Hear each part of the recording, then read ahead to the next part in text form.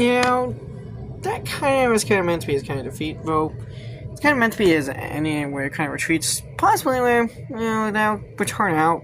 Now, apparently this was actually, now supposedly during production, there was actually plans for attention. Now, had this movie been released in theaters, it could have been the first of a franchise, but then it got no safe channel. Now, I read an article that apparently supposedly there was allegedly plans for a sequel, and apparently the writer Hans Ronoff apparently wanted to include Ellen Brandt, who, by the way, in the comics is one of Man-Thing's human enemies.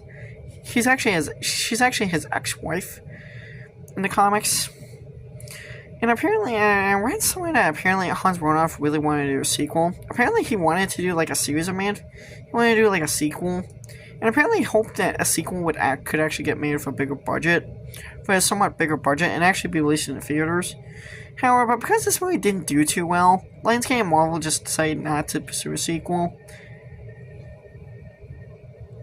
and they were kind of now this movie is actually really hard to find out on home video. It's like the rarest live action Marvel movie ever. Because this movie, believe it or not, has only ever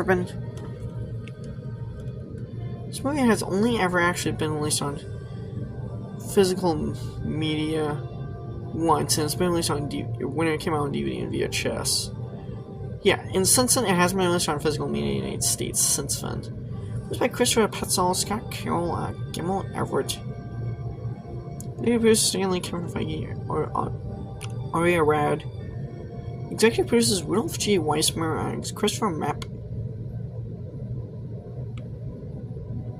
Director of photography Steve Arnold. Production designers Peter Pound, Tim Ferrier. Film editor Martin Connor. Composer Roger Mason. Costume designer Capri Ireland. Man.thing. Bart Leonard film.